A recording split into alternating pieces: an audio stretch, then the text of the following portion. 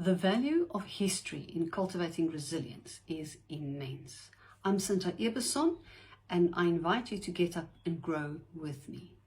Why do I say history is valuable in cultivating resilience? Let me give you some reasons. History gives us the big picture. It shows us that we are part of a much larger narrative than just our own subjective stories.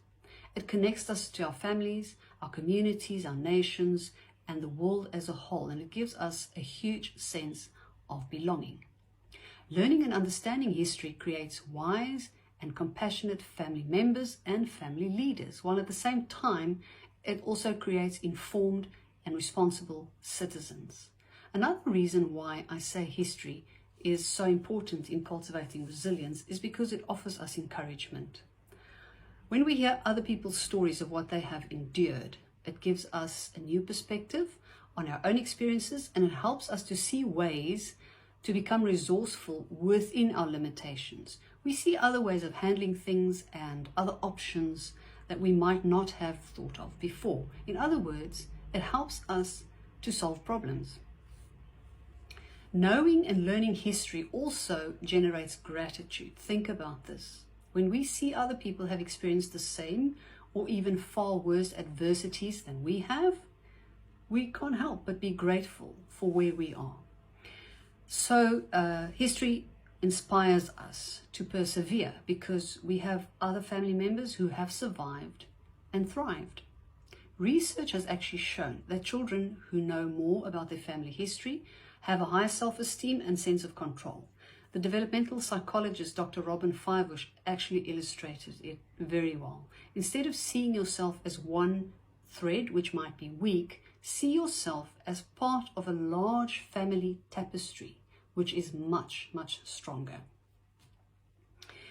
History also helps us to learn from other mistakes. You've all heard the expression, those who ignore history are destined to repeat it. Yes, we can build on the sacrifices, the failures, and the achievements of our forefathers and go forward with much more success than they had.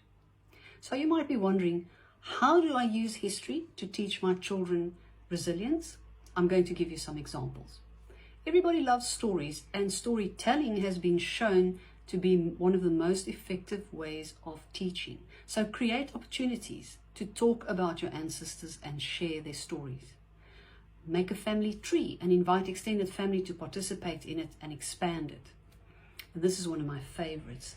Identify the characteristics and the traits that grandparents and great-grandparents were known for, and encourage your own children to discover which ones they inherited from who.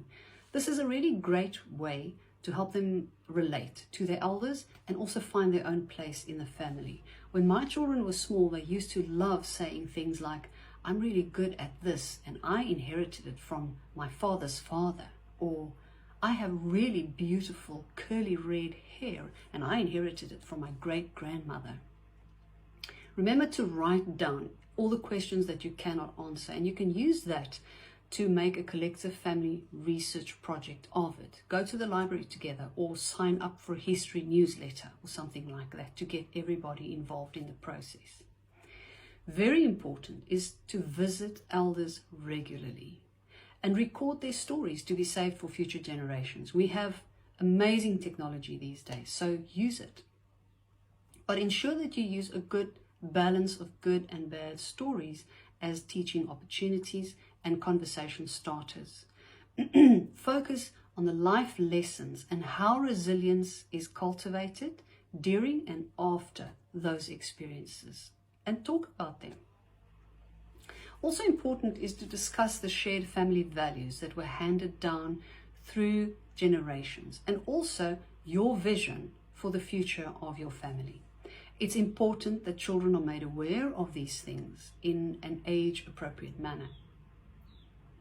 Please remember, maintain family rituals, celebrations, special occasions as part of your heritage. It is so, so important, and it's valuable in the sense that it, again, gives everybody a sense of belonging, and it makes everybody feel special and honored when it's their time.